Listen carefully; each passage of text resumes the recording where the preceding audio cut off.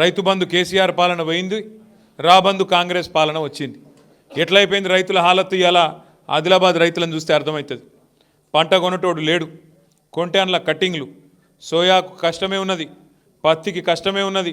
పత్తి రైతు అయితే ఇలా చిత్తైపోయింది. ఈ రాష్ట్ర ప్రభుత్వంలో, ఈ రాష్ట్రం వచ్చినాక, ఈ ముఖ్యమంత్రి వచ్చినాక, కాంగ్రెస్ వచ్చినాక పత్తి రైతు చిత్తైపోయింది. సోయా రైతును అడిగేటోడు లేడు, దానికి మళ్ళీ కట్టింగ్లు. గతంలో 13 క్వింటాలు ఉంటాయి, ఇప్పుడు 7 క్వింటాలని కట్టింగ్లు. మొన్న అన్నవాళ్ళు పిలిస్తే, రామన్న గారు అనిల్ అన్న పిలిస్తే మొన్న ఆదిలాబాద్ మార్కెట్కి వచ్చిన నేను, మీరందరూ కూడా చాలామంది వచ్చినారు. వచ్చినప్పుడు మనం చూసినాం రైతుల హాలత్. మనం వస్తున్నామంటే మార్కెట్ బంద్ పెట్టిరు. ఆ రోజు మీకు యాదకుండాలి, మార్కెటే బంద్ పెట్టిరు. సోమవారం వచ్చినాం అనుకుంటాం మేము. ఆ రోజు కూడా సోమవారం మార్కెట్ బంద్ పెట్టిరు. అందుకే అనిల్ అన్న ఏం చేసిండు తెలివిగా, ఆడ మార్కెట్ బంద్ పెడతారా మీరని చెప్పి ఆయనతో నేరేడుగొండలనే తీసుకుపోయాడు. సోయాబీన్ కొనుగోలు కేంద్రం ఉంటే ఆడికి గుంట పోయాడు, ఆడ చూపెట్టిండు. ఆడ రైతులతో మాట్లాడితే అక్కడ గదే కష్టం. అంటే ఇవాళ రాష్ట్రంలో పరిస్థితి ఏంటి అంటే, రైతులు ఈ రైతు ఆ రైతు అని కాదు, మొత్తం రాష్ట్రంలోని రైతులందరూ ఇలా గుండెల నిండా మళ్ళీ ఒకసారి కేసీఆర్ గారిని గుర్తు చేసుకుంటా ఉన్నారు. కేసీఆర్ ఉన్నప్పుడు ఎంత బాగుండే రైతు పరిస్థితి, ఇలా ఎంత అధ్వానమైంది అని యాద్ చేసుకుంటున్నారు. ఇది వాస్తవం. నేను చెప్పేది మీరు ఊళ్ళల్లో మీరుంటారు, నాకంటే బాగా మీకే ఎరక. ఏమన్నా కోపమో తాపం ఉంటే మన మీద ఉన్నది.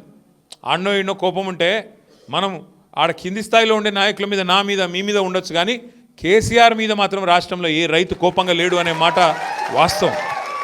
ఎందుకంటే కేసీఆర్ గారు చేసినట్టు రైతులకు ఎవరైనా చేయలే. 24 గంటల కరెంట్ ఇచ్చిన నాయకుడు భారతదేశంలో ఉన్నారా? కేసీఆర్ తప్ప. రైతు బంధు అసలు ప్రోగ్రాం పెట్టినోడు భారతదేశంలో స్వతంత్రం వచ్చిన కేవలం ఉన్నారా? 24 గంటల కరెంటు, రైతు బంధు ఒక్కటే కాదు. రైతు చచ్చిపోతే ఆ కుటుంబం రోడ్డు మీద పడద్దని చెప్పి 5 లక్షల బీమా ఇచ్చిన నాయకుడు ఎవడన్నా ఉన్నాడు ఆ దేశంలో? ఒక అందుకే రైతుల కేసీఆర్ గారంటే ప్రేమ. పంట పండించిందంతా కొన్నాడు. కరోనా టైంలో కూడా 7,000 కేంద్రాలు పెట్టి, కొనుగోలు కేంద్రాలు పెట్టి ఆఖరి గింజ దాకా కొన్నాడు. పంట తడిచిపోయినా, నానినా, మొలకెత్తినా, రంగు మారినా, ఏదైనా సరే మొత్తం కొని రైతులకు ధీమా ఇచ్చిన నాయకుడు కేసీఆర్ గారు. అట్లాగే కొన్న రాష్ట్రంలో ఇటు కాళేశ్వరం కట్టిండు, అటు బ్రహ్మాండంగా పాలమూరు రంగారెడ్డి 90% పూర్తి చేసిండు. మీ దగ్గర సదర్మాటు. భారతదేశంలో పంజాబు, హర్యానా దేశానికి ధాన్య భాండాగారం అంటారు. ఆ పంజాబు, హర్యానాను తలదన్ని వరి వండించే విషయంలో భారతదేశంలో నెంబర్ 1 చేసిండు తెలంగాణను కేసీఆర్ గారు. అంటే ఇట్లా చెప్పుకుంటూ పోతే ఎన్నో ఉన్నాయి, 1-2 కాదు కేసీఆర్ చేసిన పనులు.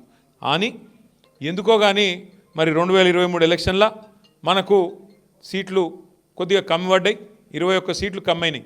దాంతో మనం ఇవాళ ప్రతిపక్షంలో కూర్చున్నాం.